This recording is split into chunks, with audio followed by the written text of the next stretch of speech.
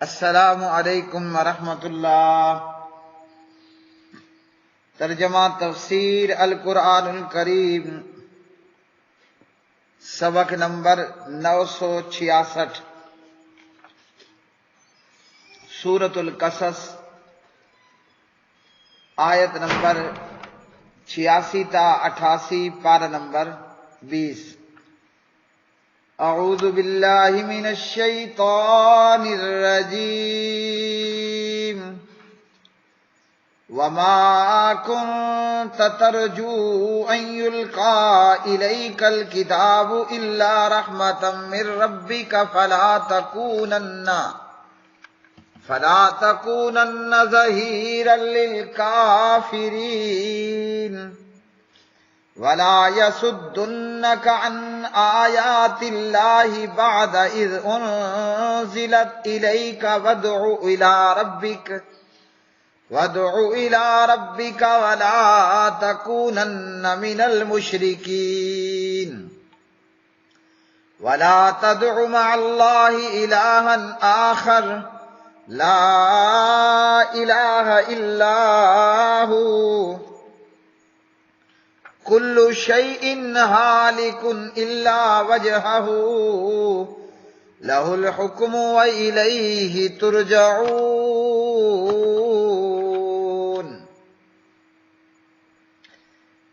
اور تو امید نہ رکھتا تھا کہ تیری طرف کتاب نازل کی جائے گی مگر تیرے رب کی طرف سے رحمت کی وجہ سے، سو تو ہرگز کافروں کا مددگار نہ بن، اور یہ لوگ تجھے اللہ کی آیات سے کسی صورت روکنے نہ پائیں اس کے بعد کہ وہ تیری طرف اتاری گئیں، اور اپنے رب کی طرف بلا اور ہرگز مشرکوں سے نہ ہو، اور اللہ کے ساتھ کسی دوسرے معبود کو مت پکار، اس کے سوا کوئی معبود نہیں، ہر چیز ہلاک ہونے والی ہے مگر اسی کا چہرہ، اسی کے لیے حکم ہے اور اسی کی طرف تم لوٹائے جاؤ گے۔ وما کنتا، اور نہیں تھے آپ، ترجو امید رکھتے، ان یہ کہ یلقا القا کی جائے گی، الیکا آپ کی طرف، الکتاب کتاب، الا مگر رحمتا من ربک آپ کے رب کی رحمت سے، فلا تکونن لہذا نہ ہرگز آپ ہوں، ظہیراً مددگار، للکافرین کافروں کے لیے، ولا یصدنک اور نہ ہرگز وہ روک دیں آپ کو، عن آیات اللہ اللہ کی آیتوں سے، بعد اس کے بعد، اذ جب انزلت وہ نازل کی گئیں، الیکا آپ کی طرف، وادعو اور آپ بلائیں، الی ربک اپنے رب کی طرف، ولا تکونن اور نہ ہرگز آپ ہوں، من المشرکین مشرکوں میں سے، ولا تدعو اور مت آپ پکاریں، مع اللہ اللہ کے ساتھ، الہن آخر کسی دوسرے الہ کو، لا نہیں الہ کوئی الہ، الا مگر ہوا وہی، کلو ہر شیء چیز، ہالکن ہلاک ہونے والی ہے، الا سوائے وجہہ اس کے چہرے کے، لہو اسی کے لیے ہے، الحکم حکم، وإلیہ اور اسی کی طرف، ترجعون تم لوٹائے جاؤ گے۔ پیارے بھائیوں اور میری بہنوں، آج کے سبق میں سورۃ القصص اختتام پذیر ہوئی۔ اللہ پاک پروردگار سے دعا ہے کہ رب کائنات میرا یہ عمل اپنی بارگاہ عزت و جلال میں قبول و منظور فرمائے، اور اللہ سبحانہ و تعالی اسے ہمارے لیے صدقہ جاریہ بنائے، اور اسے اللہ سبحانہ و تعالی دنیا آخرت کے اندر پذیرائی عطا فرمائے، اللہ اپنی رحمت کے حصول کا سبب بنائے اور اپنے عذاب سے بچنے کا سبب بنائے۔ اللہ سبحانہ و تعالیٰ فرماتے ہیں اپنے حبیب اور محبوب جناب محمد الرسول اللہ صلی اللہ علیہ وسلم کو مخاطب کرتے ہوئے، کہ آپ کو یہ امید نہ تھی، یہ سوچ نہ تھی کہ آپ کو کتاب عطا کی جائے گی اور یہ کہ آپ رسول بنائے جائیں گے، مگر آپ کے رب کی رحمت کی وجہ سے، یعنی اللہ کی رحمت آپ پر ہوئی، آپ پر کتاب اتاری گئی، مطلب آپ رسول اور نبی اور خاتم النبیین بنائے گئے۔ اب آپ کا کام یہ ہے کہ آپ نے کافروں کا مددگار نہیں ہونا، کافروں کا مددگار نہیں بننا، یعنی کفر میں ان کا ساتھ نہیں دینا۔ جب پیارے نبی علیہ الصلوۃ والسلام کو پچھلی آیات میں بتایا گیا کہ اللہ تعالیٰ آپ کو ضرور مکہ مکرمہ دوبارہ عطا فرمائے گا اور عزت اور شان اور شوکت کے ساتھ عطا فرمائے گا،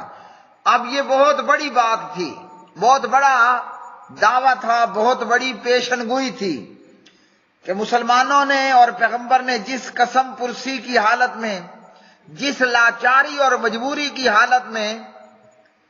بیت اللہ کو اور مکہ مکرمہ کی وادی کو خیر آباد کہا، ان حالات میں یہ خوشخبری سنانا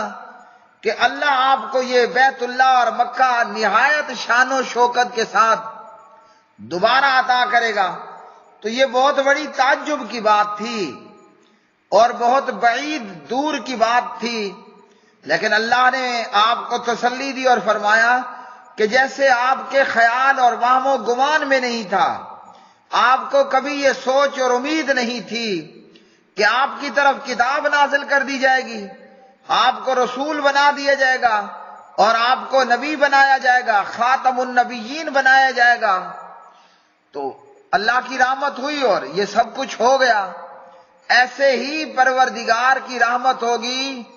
اور اللہ پیغمبر کو اور مسلمانوں کو نہایت ہی شان و شوکت کے ساتھ مکہ اور بیت اللہ دوبارہ عطا فرمائیں گے، اور یہ وعدہ اللہ رب رحمان نے وفا کیا، اور اللہ سے بڑھ کر سچی بات کرنے والا پھر کون ہے؟ تو اللہ نے پھر آپ سے فرمایا کہ توحید کے معاملے میں، اسلام دین کے معاملے میں کافروں کا ساتھ کسی صورت نہیں دینا، حمایت نہیں کرنی، بھلے وہ جتنی ہی مخالفت کے اوپر اتر آئیں، اور آپ کو لا الہ الا اللہ کا پیغام پہنچانے میں کوئی بھی آپ کے سامنے رکاوٹ نہ بننے پائے، یعنی جتنے بھی کفار اور رشتہ دار قریشی اور ہاشمی اور اہل مکہ لا الہ الا اللہ کی رکاوٹ بنے، آپ نے تمام جمپنگ کو کراس کرتے جانا ہے، لا الہ الا اللہ کی تبلیغ آپ نے کرتے جانا ہے، اور یہ کہ مشرکوں سے اعلان برات کرتے جانا ہے، اور فرمایا کہ اللہ کے ساتھ کسی دوسرے معبود کو نہیں پکارنا، لات ہو، منات ہو، عزا ہو، کوئی مردہ ہو، کوئی بت ہو، کوئی مورتی ہو، اللہ کے ماں سوا کسی کو نہیں پکارنا، کسی کو اللہ کا شریک اور سانجی نہیں بنانا ہے، کیونکہ اللہ کے سوا کوئی معبود ہے ہی نہیں، معبود برحق وحدہ لا شریک، وہ صرف اللہ وحدہ لا شریک ہے۔ اور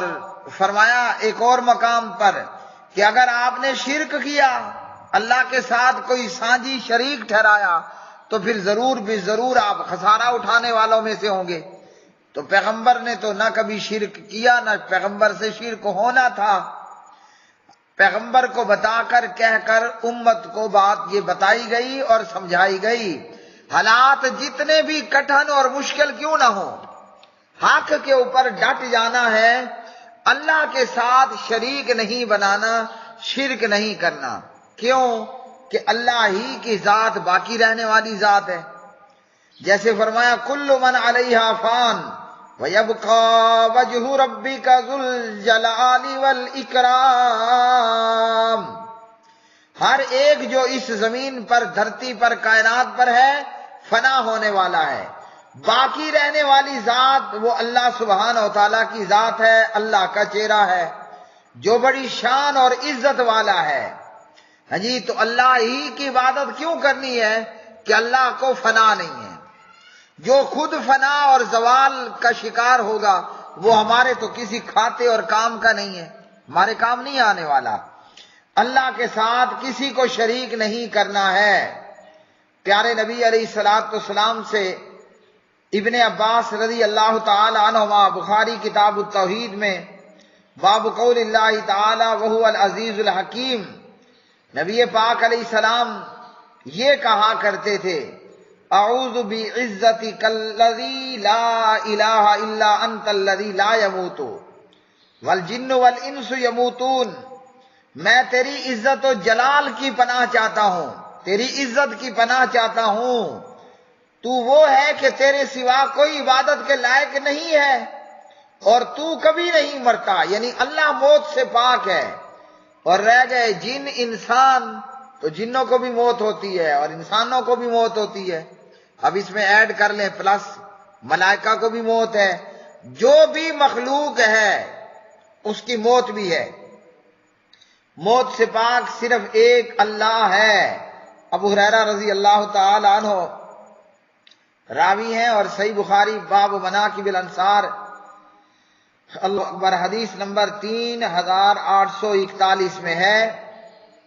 ایک شاعر تھا جس کا نام تھا لبید، تو شاعر اچھے بھی ہوئے اور برے بھی ہوئے اور آج بھی ہیں۔ تو اس شاعر لبید نے کہا الا کل شیء ما خلق اللہ باطل، الا کل شیء ما خلق اللہ باطل، اللہ سبحانہ و تعالی کے سوا ہر چیز ہی باطل ہے۔ پیارے نبی صلی اللہ علیہ وسلم نے فرمایا سب سے سچی بات جو کسی شاعر نے کہی ہے وہ لبید کی بات ہے کہ سن لو اللہ کے سوا ہر چیز ہی باطل ہے، الا کل شیء ما خلق اللہ باطل، تو کیا مطلب؟ اللہ ہی کی ذات باقی رہنے والی ہے، وہ فنا سے پاک ہے اور تم اسی کی طرف لوٹائے جاؤ گے، یعنی سب نے اسی کے سامنے پیش ہونا ہے اور جواب دہ ہونا ہے۔ وآخر دعوانا ان الحمدللہ رب العالمین۔